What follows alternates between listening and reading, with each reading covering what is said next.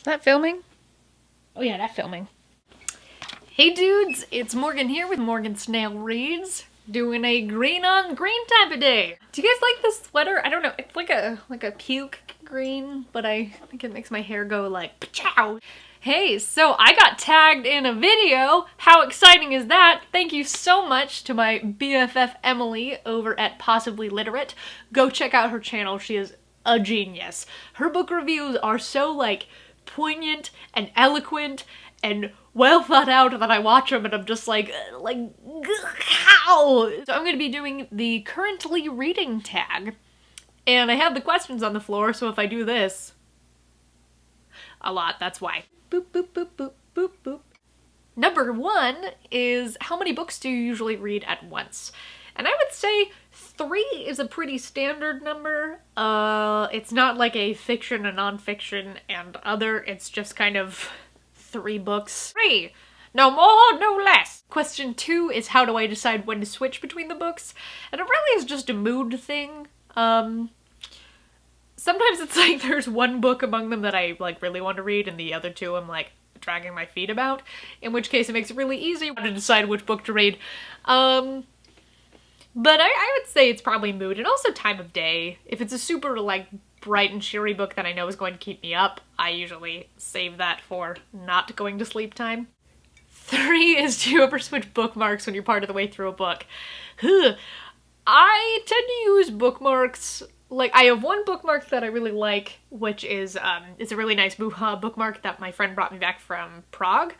But other than that, I tend to just use anything, like bits of paper towel, or receipts, or tickets, or sometimes gum wrappers. So, my bookmarks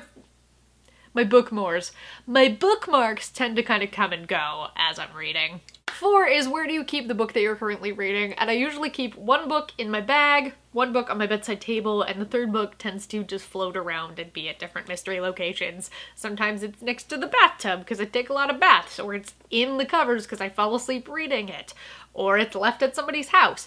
So that's the spaz child that just kind of runs around all willy-nilly. Number 5 is, what time of day do I spend the most time reading? And I would say if I have free time, the middle of the day is usually like a good chunk of time devoted to reading, like noon to 4 or so. I very rarely have that time open, but when I do, it's my reading time. So aside from that, it's nighttime after I get home from rehearsal, so like 9 to midnight, because I'm really bad at going to bed at a reasonable human time. Question 6 is, how long do you read in one go? And that definitely depends on the book. Sometimes it's like hours go by and I wake up and I'm like, what year is it? Other times it's like 15 minutes and I have to go on to the next thing, or I'm just fidgety, and I don't know, it really depends. Like the adult diaper brand. Question 7 is, do I read hardcovers with the dust jacket on?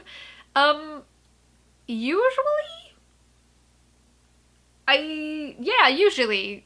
It's not really a matter of preference, it's just convenience, because that's usually how it is, because I'll buy the book and then put it immediately in my purse, and yeah.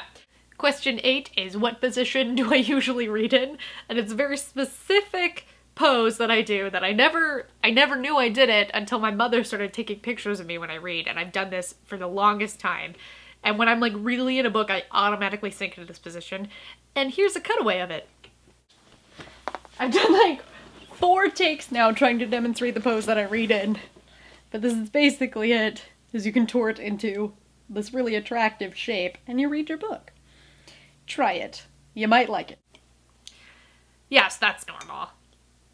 Question 9 is, do I take the book I'm currently reading with me wherever I go? And I kind of answered that earlier, but yes, 1 of 3 is usually with me. I carried a smaller bag for a while, and then I switched over to this behemoth to be able to carry my books with me. And right now I've got Howl's Moving Castle, which I somehow have gone this far in life without reading. 10 is, how often do you update your progress on book reads? That's not a website.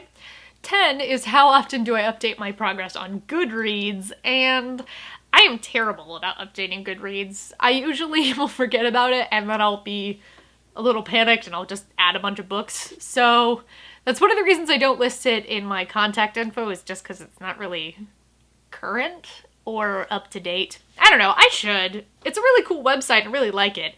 And I have gotten a lot of people to use it because I'm like, it's like the Facebook of books. But, I don't know. And the last question is, who would I like to see do this video? And I tag Molly at Molly Reads, Peter at Peter Clark the Writer, and Sam at Green Eggs and Sam.